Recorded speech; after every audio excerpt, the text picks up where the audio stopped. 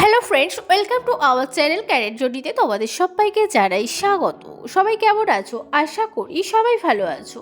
আজ সানডে, তো Sunday special নতুন কিছু রেসিপি বানাবো না, এটা তো হতেই পারে না। তো চলে এলাম আজকে তোমাদের জন্য এক নতুন রেসিপি নিয়ে।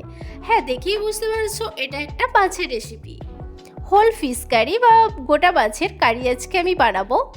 তোমরাও এটা বাড়িতে বানিয়ে খেতে পারো আর পরিবারের সাথে ভাগ করে নিতে পারো এই দারুণ স্বাদের রেসিপিটা। তো খুবই সহজ, ভিডিওটা না টেনে সম্পূর্ণ দেখো, তোমাদেরও খুব ভালো লাগবে। তো চলো দেখে নেওয়া যাক আমি কীভাবে বানিয়েছি এই রেসিপিটা।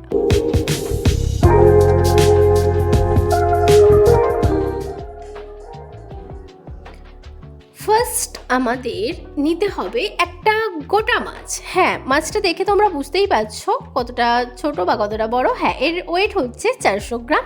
তোমরা চাইলে এর থেকে বড় বা ছোট যে কোনো সাইজ নিতে পারো, অসুবিধে নেই। তো মাছটাকে খুবই ভালোভাবে ক্লিন করতে হবে। তো আমিও সেইভাবে ক্লিন করে নিয়েছিলাম। এরপরে দেখো মাছের গায়ে কেটে কেটে দিয়েছিলাম যাতে মশলা খুব ভালোভাবে ভিতর পর্যন্ত যায়। তোমরাও এইভাবে মাছটাকে একটু কেটে নিও। তারপরে আমি এখানে দিয়ে দিলাম হলুদ আর লবণ। হ্যাঁ, হলুদ আর লবণ দিয়ে খুব ভালোভাবে মাছটাকে মাখিয়ে নিতে হবে। এপিঠ ওপিঠ দু পিঠই খুব ভালোভাবে মাখিয়ে নিতে হবে। আর এই কাজটা সম্পূর্ণ একটু ধৈর্য ধরে করতে হবে, কারণ ভিতর পর্যন্ত যাতে মশলা ঢোকে। তো তার জন্য ফার্স্ট আমি দেখো খুবই ভালোভাবে লবণ আর হলুদ মাখিয়ে নিয়েছি। এরপরে আমি লবণ হলুদ মাখিয়ে কিছুক্ষণের জন্য রেখে দেবো।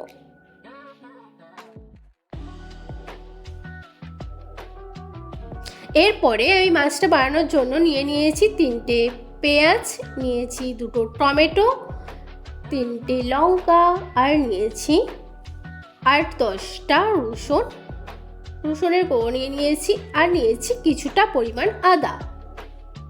এগুলো আমি একটা পেস্ট বানাবো, মিহি পেস্ট, তোমরা দেখতেই পাবে। তো দেখো আমি পেস্ট বানিয়ে নিয়েছি, দেখতেই পাচ্ছ। দেখো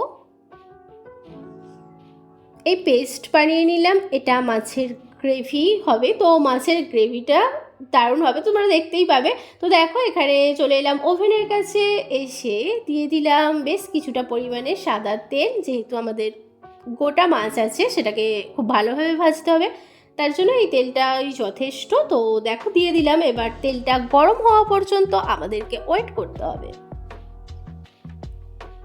তো দেখো আমি যথারীতি ওয়েট করছিলাম যাতে তেলটা খুব ভালোভাবে গরম হয়ে যায়। আর যেহেতু এটা গোটা মাছ, তোমরা কিন্তু খুব সাবধানে এই রেসিপিটা বানিও, কারণ গোটা মাছ তো ভেঙে যাওয়ার চান্সটা অনেকটাই বেশি আছে। তো দেখো আমি এখানে দিয়ে দিলাম গোটা মাছ গরম তেলের মধ্যে। মাছটা খুবই ভালোভাবে আমি ভাজা ভাজা করে নেব, তোমরা দেখতেই পাবে। দেখো এক পিঠ আমার হয়ে গেছে, আমি উল্টিয়ে দিয়েছিলাম আর এক পিঠ খুব ভালো করে ভাজা হওয়ার জন্য।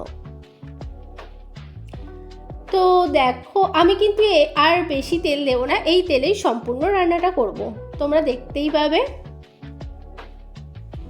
দেখো মাছ ভাজা আমার হয়ে গেছে।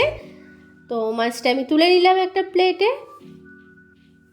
দেখেছো কতটা সুন্দর লাল লাল করে ভাজা হয়েছে মাছটা? তোমরাও আশা করি দেখে বুঝতেই পারছো মাছটা কতটা সুন্দর ভাজা হয়েছে, পচপচা হয়েছে।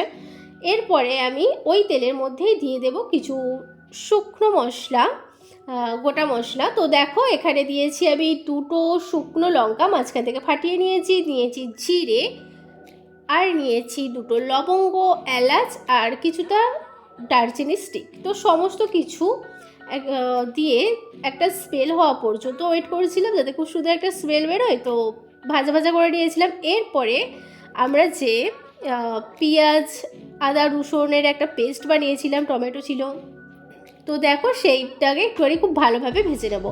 কড়াইয়ের মধ্যে দিয়ে এটাকে খুব ভালোভাবে ভাজা ভাজা করতে হবে, যাতে একটা পেঁয়াজ টমেটো সমস্ত কিছুর একটা কাঁচা গন্ধ থাকে, সেগুলো যাতে চলে যায়।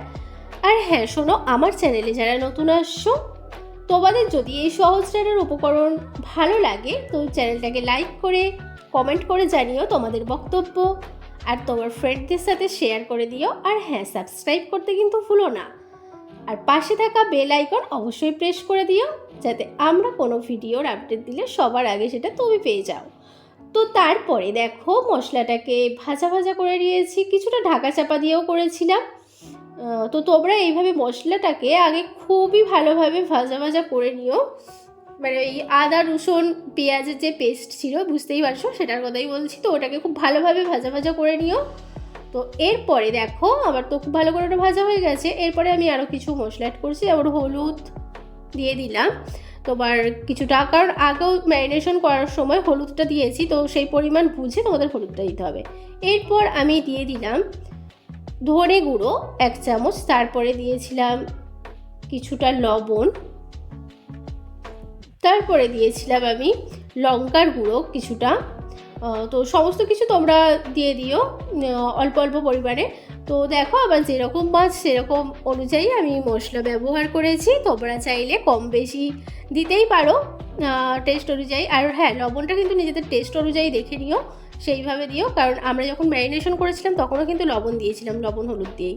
তো সেই ক্ষেত্রে তোমরাও দেখে নিও। এরপরে দেখো আমি মশলাটাকে এবার আমাদের পালায় এটাকে খুব ভালোভাবে কষিয়ে নিতে হবে। তার জন্য আমি অল্প জল দিলাম, এখানে কিন্তু আমি আর এক্সট্রা করে কোনো তেল ব্যবহার করিনি, তোমরা দেখতেই পাচ্ছ।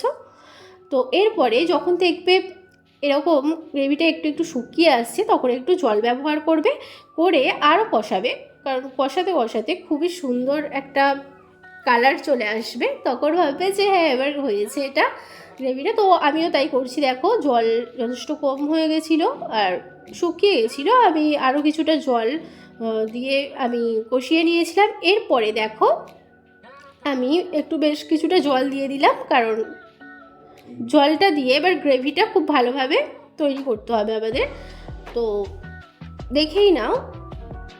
এরপরে আমি কিছুটা ঢাকা চাপা দিয়ে এটাকে আরও ভালোভাবে ফুটতে দেবো। দেখো কালারটা দেখেছো কতটা সুন্দর লাগছে দেখতে, তেলটাও ছেড়ে দিয়েছে, কতটা সুন্দর দেখতে লাগছে, কালারটাও দেখো পুরো চেঞ্জ হয়ে গেছে। এরপরে আমি মাছটাকে দিয়ে দেব কড়াইতে। কাজটা খুবই সাবধানে কিন্তু করতে হবে, আমি আবারও বলছি, তো দেখে নাও। আমি দিয়ে দিলাম কড়াইতে আস্তে আস্তে। এরপরে যে সাইড থেকে গ্রেভিগুলো ছিল আমি মাছের উপরে দিয়ে দিচ্ছি। যেহেতু মাছটা আমাদের বড়, আর দেখতেই পাচ্ছ এবার মাছটার ভিতরে যাতে খুব ভালোভাবে চলে যায় গ্রেভিগুলো, তো সেইভাবে আমি দিয়ে দিচ্ছি সাইড থেকে তুলে তুলে। তোমরাও এইভাবেই করো কাজটা। এই মাছের রেসিপিটা না জাস্ট ওয়াও খেতে হয়েছিল, তোমরা বাড়িতে অবশ্যই বানিয়ে একবার খেয়ে দেখো। তো দেখো তারপরে আমি দিয়ে দিলাম ঢাকা চাপা, আবারও কিছুক্ষণ আমি করে নিলাম ঢাকা চাপা দিয়ে। এটা করতে হবে কারণ খুবই সুন্দর একটা কালার আসা পর্যন্ত। এরপরে আমি কুচিয়ে নিয়েছিলাম কিছু কাঁচা লঙ্কা, তো এখনই আমি ওটা দিয়ে দিলাম। তোমরা চাইলে এখন এই পর্যায়ে ধনেপাতাও অ্যাড করতে পারো, আমি ধনেপাতাটা দিইনি, তোমরা চাইলে ধনেপাতা দিয়ে দিতে পারো, কোনো অসুবিধে নেই। তো দেখো আমি আরও কিছুটা গ্রেভি তুলে তুলে মাছের উপরে দিচ্ছি, আর একটু ঢাকা চাপা দিয়ে দিলাম। এবার চলো সার্ভ করার জন্য চলে যাই। দেখো এখানে আমি একটা ছোট্ট প্লেট নিয়েছি, ট্রে নিয়েছি, সার্ভিং প্লেট। তো এখানে আমি মাছটাকে খুব সাবধানে তুলেছি, কারণ বুঝতেই পারছো একে তো গোটা মাছ, তার উপরে মাছটা রান্না হওয়ার পর কতটা নরম হয়ে যায়, তো খুবই সাবধানে কাজটা করো যাতে ভেঙে না যায়। এরপরে দেখো উপর থেকে দিয়ে দিলাম গ্রেভি।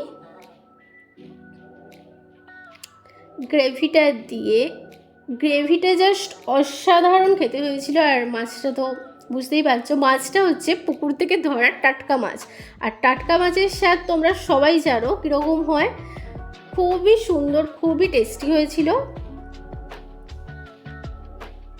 দেখো আর একদম গরম গরম এর সাথে সাদা ভাত, আর কিচ্ছু লাগবে না, গ্রেভি দিয়েই তোমাদের খাওয়া হয়ে যাবে হাফ ভাত, আর তার সাথে তো মাছ, কী আর বলবো, জাস্ট বাড়িতে একবার বানিয়ে দেখো, অবশ্যই ভালো লাগবে আশা করছি। আর কেমন লাগলো আমাকে জানাতে ভুলবে না। তো দেখেই মনে হচ্ছে কতটা লোভনীয়, বুঝতেই পারছো। আর এরকম নিত্য নতুন ভিডিও পেতে অবশ্যই কিন্তু বেল আইকন প্রেস করে রাখবে, আর আমাদের চ্যানেলটা সাবস্ক্রাইব করে দিও যদি ভালো লাগে। আর খুবই সহজ রান্নার রেসিপি আমি তোমাদেরকে দেখানোর চেষ্টা করি। যারা নতুন রাঁধুনি আছো তাদের জন্য তো পারফেক্ট হবে এই রান্নাগুলো। তো চলো ওই মাছটা একটু ভেঙে দেখিয়ে দিচ্ছি কতটা সুন্দর রান্না হয়েছে। দেখো ভিতর পর্যন্ত একদম ভালোভাবে কুকড হয়ে গেছে আর খুবই সুন্দর। দেখে নাও মাছটা খুবই সহজেই ভেঙে গেল, দেখতেই পেলে আমি কেটে দেখালাম তোমাদের।